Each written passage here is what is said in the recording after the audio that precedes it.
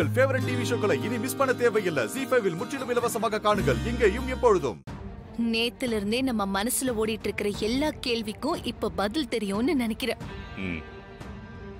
நாம் പറയുന്നത് കണക്കെ ഈ തീർത്ഥത്തെ തെളിച്ചില്ലെങ്കിൽ ഈ വീട്ടിക്ക് பெரிய ஆபத்துண்டு.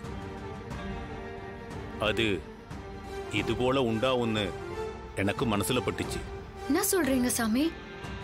ஆ வேலைக்காரி கிணத்துல விழுந்து யாராலேயோ கொல்லப்பட்டிருக்கா.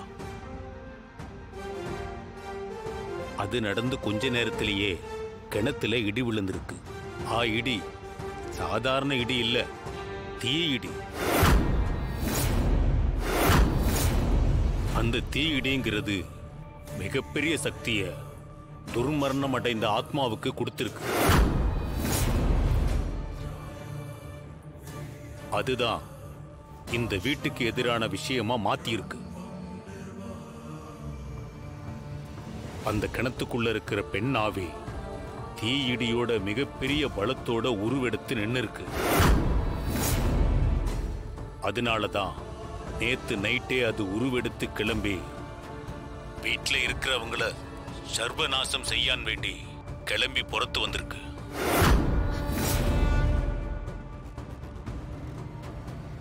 அந்த துர்சக்தியை அடக்கணும்னா அந்த கிணத்தை உடனடியா மூடணும். அதுக்காக தான் நான் தீர்த்தத்தை தெளிக்க சொன்னேன். 4 திசையிலையும் நடுக்கல்ல நட்டு அதுக்கு மந்திரங்களை ஓதி அதுக்கு சக்தியை கொடுத்து அத திசை பாலகர்களா மாத்தணும். அத மாத்தினா மட்டும் பத்தாது போலே யாகங்கள் செய்து அது மூலமா அந்த திசை பாலகர்களுக்கு சக்தியை கொடுக்கணும்.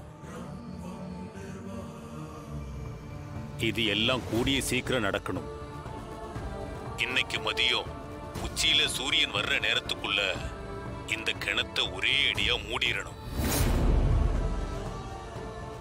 அப்படி இல்லைன்னா அந்த துராத்மா இந்த வீட்டில் இருக்கிறவங்களை சர்வநாசம் பண்ணிடுமோலே.